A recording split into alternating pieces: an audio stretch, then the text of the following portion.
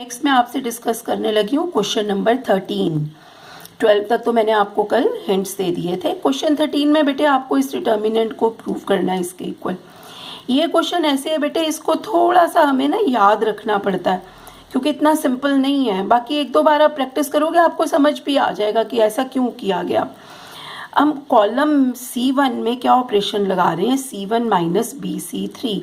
देखो ये C1 का फर्स्ट एलिमेंट, ये मेरा यहाँ से आपको बेटर समझ आएगा सेकंड एलिमेंट से। जैसे ये 2AB है ना बेटा, अब C3 में भी मैं B से मल्टीप्लाई कर दूंगी, ये भी 2AB होगा और जब इन दोनों को माइनस करूंगी ना यहाँ 0 आ जाएगा, इसीलिए ये ऑपरेशन लगाया।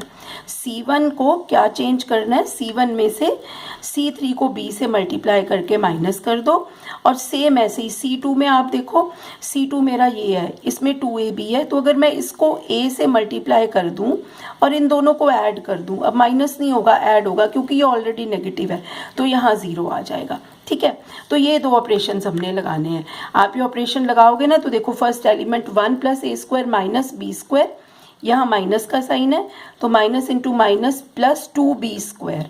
ठीक है, तो ये बन जाएगा 1 plus A square plus B square. ये 2ab माइनस 2ab 0, और जब आप इसको ऑपरेट करोगे ना बेटा यहाँ पे 2b और इसने minus b minus into minus plus B square minus into minus plus B cube, तो जब इनको आप प्लस कर दोगे दोनों को, सब्ट्रैक्ट कर दोगे, आपके पास ये रिजल्ट आएगा। आप ये अलग से कैलकुलेट करके देख सकते हो जैसे मैंने आपको सिखाया है। जैसे देखो यहाँ पे मैं क्या लिख सकती हूँ, जो मैं थर्ड एलिमेंट की बात कर रही हूँ, 2b minus B into 1 minus A square minus B square. तो जब मैं ब्रैकेट खोलूंगी ना 2b minus B plus B A square minus into minus plus and plus B cube, तो ये क्या आ जाएगा 2b माइनस बी आ गया, वो देखो मैंने यहाँ b लिखा था, फिर प्लस बी ए स्क्वायर, ये मैंने लिखा A square B and B cube. ठीक है, इस तरह से आप थोड़ा सा रफ में करके भी इसको चेक कर सकते हो। सेम बेटे जब हमने C2 पे ऑपरेशन लगाना है ना तो यही सिचुएशन है। C2 पे जब आप ऑपरेशन लगाओगे 2ab अब ऐड करना है, ध्यान रखना, 2ab प्लस ये देखो क्या बनेगा 2ab प्लस उसके बाद माइनस 2b इंटू ए, इसको a से मल्टीप्लाई करना था ना तो ये कैंसिल हो गया, ये 0 आ गया। ठीक है, और अगले वाले एलिमेंट में देखो क्या है, इट इज़ सेकेंड एलिमेंट की बात कर रही हूँ मैं, इस एलिमेंट की, और इसको हमने इसके साथ सब्ट्रैक्ट करना, ऐड करना है a से मल्टीप्लाई करके। So it is 1 minus A square plus B square plus, अब इसको a से मल्टीप्लाई करो, ऐड करना है तो प्लस लगाया मैंने 2a स्क्वायर। ठीक है, अब देखो ये क्या बना 1 minus A square plus 2a square A square plus B square, तो ये बन गया ना 1 plus A square plus B square. ठीक है, यहाँ पे ये देखो 1 plus A square plus B square after operating this. ठीक है, सेम आपने बेटे इनको ऑपरेट करके देख लेना, इसको a से मल्टीप्लाई करो और ऐड कर दो C2 के इस एलिमेंट में, तो आपका ये रिजल्ट आ जाएगा। ठीक है, अच्छा अब आप क्या करो बेटे, यहाँ पे आप देखोगे ना तीनों में b कॉमन है, तो मैंने b कॉमन लेके इसके फैक्टर्स बना लिए। सिमिलरली यहाँ पे माइनस a कॉमन लेके मैंने फैक्टर्स बना लिए। ठीक है, अब फर्स्ट कॉलम में देखो बेटा 1 plus A square plus B square है ना, ये दोनों में कॉमन है, तो ये मैंने बाहर लिखा, तो ये क्या बन गया, यहाँ 1 आ गया, यहाँ 0, यहाँ b। सिमिलरली इस कॉलम में भी 1 plus A square plus B square common है, यहाँ 0 आ गया, यहाँ 1 आ गया, यहाँ माइनस ए आ गया, क्योंकि दोनों में से बाहर निकाला, एक इसमें से निकला बाहर, एक इसमें से, तो 1 plus A square plus B square का स्क्वायर आ गया मेरे पास। ठीक है, अब ये एज इट इज़ ही रहा। अब हमने क्या करना है, अब आप देखोगे इसमें 2 0 बने हैं लेकिन वो अलग अलग रोज में है, तो अगर हम छोटा सा ऑपरेशन और लगा दें ना तो मेरे एक साथ 2 एलिमेंट 0 बन सकते हैं। जस्ट आप क्या करो, ये फर्स्ट रो को b से मल्टीप्लाई करो और इसमें से माइनस करो, b माइनस b, यहाँ 0 आ जाएगा।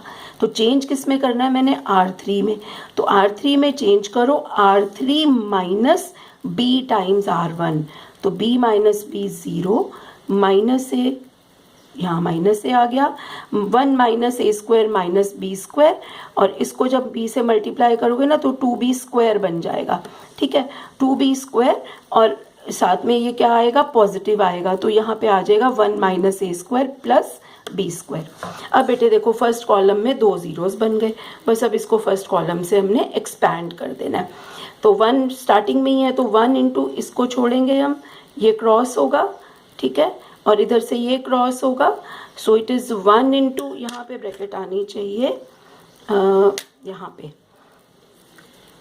नहीं, ठीक है, ये 1 इंटू, ठीक है, ये वाला 1 है ना यहाँ पे, हाँ, ये इंटू ये, यही आ गया 1 इंटू दिस, ये आ गया result, and minus A into 2a बन गया प्लस 2a स्क्वायर।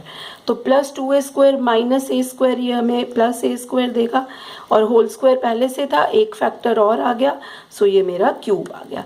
सो बेटे ये थोड़ा सा टिपिकल क्वेश्चन है और ये इम्पॉर्टेंट क्वेश्चन है, तो इसको बस ये स्टेप अगर आप याद कर लोगे ना, याद कर लो या 1-2 बार थोड़ा सा प्रैक्टिस करोगे तो आपको खुद ही पता लग जाएगा। उसके बाद आपका क्वेश्चन ऑटोमेटिकली आगे उसी पैटर्न के अकॉर्डिंगली चलता रहता है, ठीक है।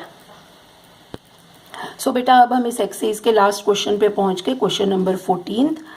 क्वेश्चन 14 में भी बेटे देखो बना तो जाके 1-1 ही है, लेकिन 1-1 बनाने के लिए ना थोड़ा सा इसमें भी स्पेशल ट्रीटमेंट की ज़रूरत है।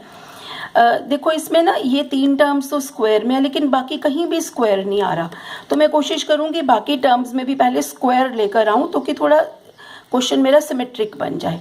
इसके लिए बेटे मैं R1 में क्या करूँगी, R1 को A से मल्टीप्लाई A से डिवाइड, R2 को B से मल्टीप्लाई B से डिवाइड, R3 को C से मल्टीप्लाई C से डिवाइड। तो जैसे पीछे हमने एक क्वेश्चन में किया था कि जो डिवीजन वाला पार्ट है वो बाहर ही रहने दूंगी, मतलब 1/a ये रो 1 की वजह से आया है, 1/b रो 2 की वजह से आया है, 1/c रो 3 की वजह से आया है, ठीक है। लेकिन अब मल्टीप्लाई, ये तो डिवीजन वाला हो गया, अब मल्टीप्लाई अंदर करूंगी, यहाँ a लगा दिया, ठीक है, ये a स्क्वायर b बन गया बेटे, ये a स्क्वायर c, जब मैंने फर्स्ट रो को a से मल्टीप्लाई किया तो ये मल्टीप्लिकेशन और डिवीजन वाला बाहर लगाया। सिमिलरली इसको b से मल्टीप्लाई कर दिया, इसको c से मल्टीप्लाई कर दिया, ठीक है। अच्छा अब आप नोटिस करो कि अब इससे क्या हुआ, जो मेरा फर्स्ट कॉलम है ना, तीनों में a आ रहा है, a, यहाँ सेकंड कॉलम में तीनों में b आ रहा है, थर्ड कॉलम में तीनों एलिमेंट्स में c आ रहा है। अब मैं इनमें से कॉमन लूँगी, फर्स्ट कॉलम में से a बाहर, सेकंड कॉलम में से b बाहर, और थर्ड कॉलम में से c बाहर, ठीक है। अब मेरा डिटर्मिनेंट इस फॉर्म में कन्वर्ट हो जाएगा, वो जो मैंने किए थे ना मल्टीप्लाई वो सब बाहर आ गए, बाद में ये कैंसिल हो जाएगा, लेकिन रोज को मल्टीप्लाई किया, कॉमन किस में से लिया, कॉलम में से, ठीक है।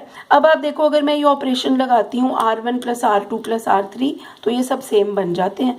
देखो it is 1 + a² + b² + c², जब इन तीनों को ऐड करूँगी 1 + a² + b² + c², इन तीनों को ऐड करूंगी तो 1 + a² + b² + c²। तो मुझे ऐसे में ऐड करना है रो वाइज, इन तीनों को ऐड किया, ठीक है। अब ये पहले क्वेश्चन जैसा ही बन गया बेटे जो हमने कल किए थे, ये तीनों में सेम आ रहा है, उसको बाहर निकाला, 1 1 1 बन गया। अब मैं 2 1 को 0 बनाऊंगी, c1 - c2 कर दूंगी और c2 - c3, तो ये 2 0 बन गए मेरे, देखो ना, 1 - 1 0, फिर b² - b² - 1 तो b² कैंसिल, यहाँ c² कैंसिल, तो ये इसी तरह से c2 - c3। तो ये बेटे मेरा आ गया रिजल्ट। बस अब इसको एक्सपैंड कर लेते हैं, इसको एक्सपैंड करते हैं फर्स्ट रो से, आप इसको फर्स्ट कॉलम से भी कर सकते हो, कोशिश ये करनी चाहिए जिसमें 2 0 बन रहे हैं उससे एक्सपैंड करो। तो इट इज़ 0 - 0 + 1 इंटू, अब जब +1 करोगे ना ये ख़त्म करोगे, ये और ये है ना, तो ये क्या बचेगा, -1 × -1 1 -0, तो ये आपका फाइनल आंसर आ गया। तो बेटे ये जो लास्ट वाले हमारे 2-3 क्वेश्चन हैं, और क्वेश्चन नंबर 9 है और question number 6 7, they are important question. Important इसलिए कि थोड़े से हटके हैं, जो बाकी क्वेश्चन हैं वो हमारे सेम थे जो कल थे, वो 1 1 1 बनाओ और कर लो, है ना। तो आपने बेटे इनकी अच्छे से प्रैक्टिस करनी है, इनको कॉपी पे नोट कर लो, मैं इसके पिक्स भी आपको भेज दूंगी। Thank you.